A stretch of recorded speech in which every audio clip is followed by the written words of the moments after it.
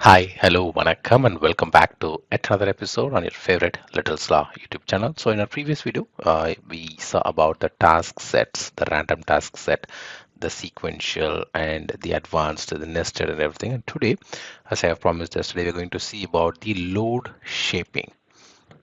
So we are going to see about what is load shaping, and in fact, in the upcoming videos, we are going to see about how to run a constant load, a ramp up load, step load, spike testing, and even custom load test shape. And all this, if you can compare it in terms of tools like neoload or load runner, this is something like in JMeter, we have different thread groups, right? The normal thread group, the open model thread group, and the active thread group. So this is something like that. So where we're going to release or where we're going to use the users to test. So starting with what is load shaping. So load shaping is controlling exactly how many users hits your system and when are they going to hit. So why does this load shaping matters is because without load shaping, all the 1000 users or 100 users will spawn instantly or will start executing immediately or instantly. And because of that, the system might get crashed. So you're not going to learn anything useful.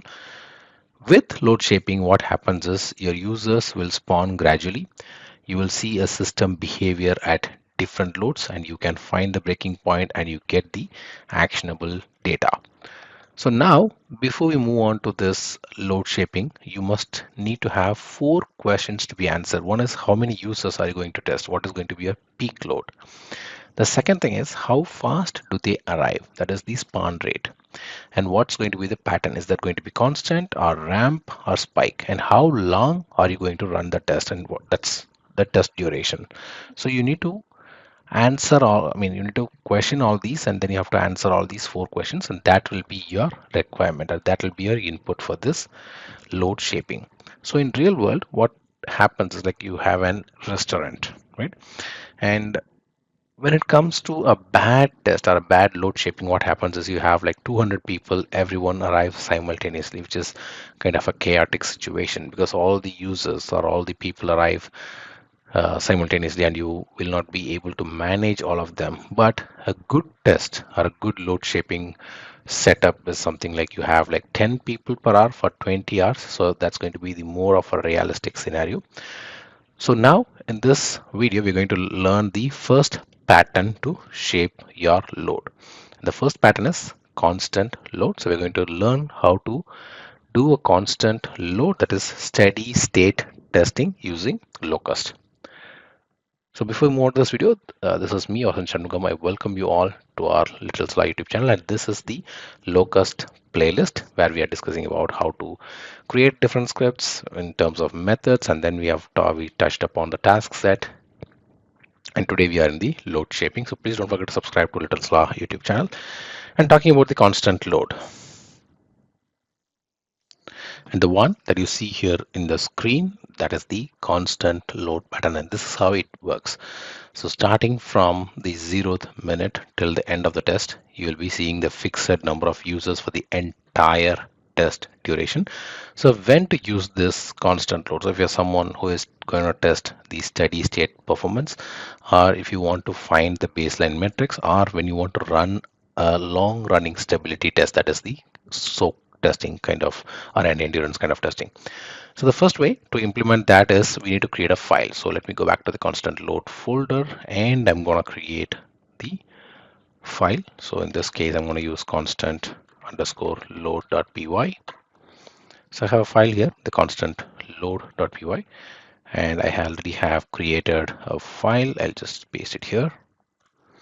So here, let me quickly explain it. So I have the um, uh, I'm importing the HTTP user, the normal one, where we can use the get method, post method, and whatever the methods that we want to test. And then I've got the task where we can define the weightage, or if you want it to be a sequential or whatever the task, we can set it. And then the between the think time part, and then I'm going to use the constant, which is the constant wait time, right? And now I've got a class which is constant load user, and I'm going to be using the HTTP user method here. And then I'm using a wait time, and after that I'm using a task where I have defined my request. So it's going to be post, and then it's going to be a constant load request. So let me quickly run the test and I'll show you what exactly happens at this point. Let me quickly do ls cd constant load, ls again. Yep, I have my constant locust file. I have this command with me, so I'll do a locust -f constant underscore load.py minus host equals https json placeholder dot typicode.com minus users. I'm going to use 50 users for this test, and then the spawn minus rate with 10 in number, and then I'm going to use the runtime. So I'm going to use this for like 3 minutes, right? So 3m, and then it's going to be a headless test, right? So I'm starting the test now. So let me quickly explain you the parameters. So I've used the users 50, which is exactly concurrent 50 concurrent users, and then I'm using the spawn rate. Sorry, I'm using the spawn rate. Is that, yeah, the spawn rate here, which means I'm gonna add 10 users per second until we reach 50, and then I'm going to run this for like 3 minutes with the headless. There is no web UI, just the terminal output. So if in case if I'm removing it, I can run it through a web UI, but here, since I do not want to run it in web UI, I'm giving a headless. And if you see here, I've got the constant load request, which is like continuously triggering the request, and I'm getting the responses back, and that's a request, the post request, which I'm sending into the typicode.com website. So what did we learned here, or what is the analysis of this particular constant load request? Anyways, it's going to be running for like another 2 to 3 minutes, of a total of 3 minutes. And here, if you see, we've got a 683 requests, and so far nothing has failed. The average response time is 3 to 1, the minimum is 11, and the maximum is like 6 seconds. The median, and I'm able to achieve 25 requests per second. So if I go back to the previous one, even there as well, you can see I'm achieving 25 requests per second. So overall, what did I learned is the average response time at 50 users. Here you can see the response times of this test here, the total or the aggregated report.